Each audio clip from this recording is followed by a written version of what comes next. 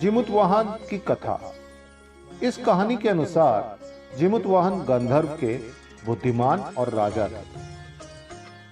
जिमुतवाहन शासक से संतुष्ट नहीं थे और परिणाम स्वरूप उन्होंने अपने भाइयों को अपने राज्य की सभी जिम्मेदारियां दी और अपने पिता की सेवा के लिए जंगल चले। एक दिन जंगल में भटकते हुए उन्हें एक बुढ़िया विलाप करती हुई मिली।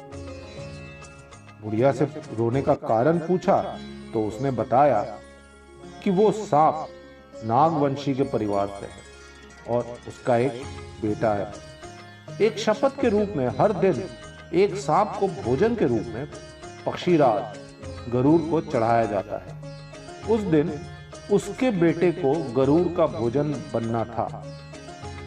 उसकी समस्या सुनने के बाद जिमुतवाहन ने उसे सांत्वना दी और वादा किया कि वो बेटे को जीवित वापस ले आएगा और गरुड़ से उसकी रक्षा करेगा।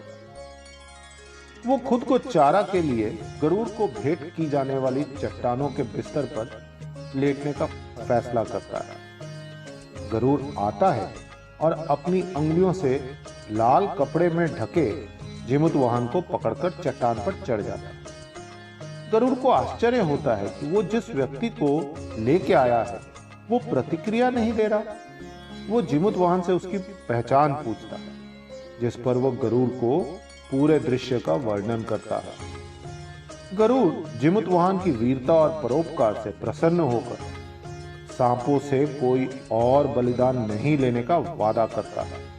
जिमुतवाहन की बहादुरी और उदारता के कारण सांप बच गए और मान्यता है कि तभी से ही संतान की लंबी उम्र और कल्याण के लिए जीतिया व्रत किया जाने लगा। जीतिया व्रत की एक और कथा के अनुसार एक बार एक चील और एक मादा लोमड़ी नर्मदा नदी के पास हिमालय के जंगल में रहते थे।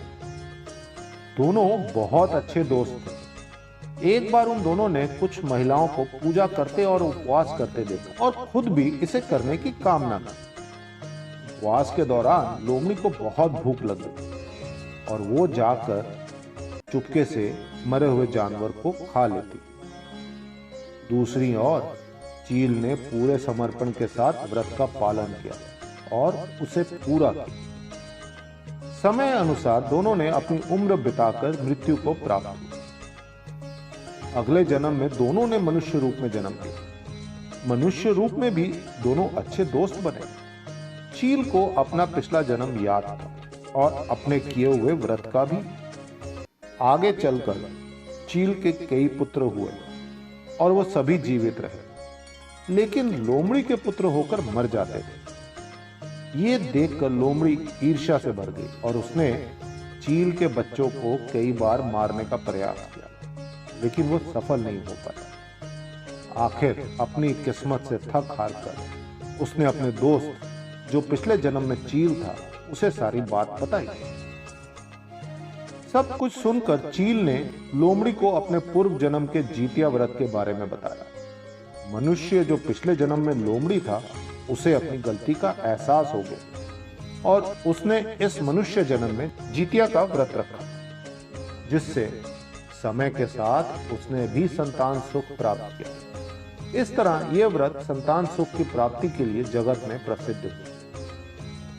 जीतिया व्रत की कथा महाभारत में भी है। महाभारत युद्ध में पिता की मृत्यु के बाद अश्वत्थामा बहुत क्रोधित था। वो पिता की मृत्यु का बदला लेने के लिए पांडवों के शिविर गया और उसने 5 लोगों की हत्या कर दी। उसे लगा कि उसने पांडवों को मार दिया, लेकिन पांडव जिंदा थे। जब पांडव उनके सामने आए तो पता लगा कि वो द्रौपदी के 5 पुत्रों को मार आया है। ये सब देखकर अर्जुन ने क्रोध में अश्वत्थामा को बंदी बनाकर दिव्य मणि छीन ली, जिससे क्रोधित होकर अश्वत्थामा ने गर्भ में पल रहे अभिमन्यु के बच्चे को मौत के घाट उतारा।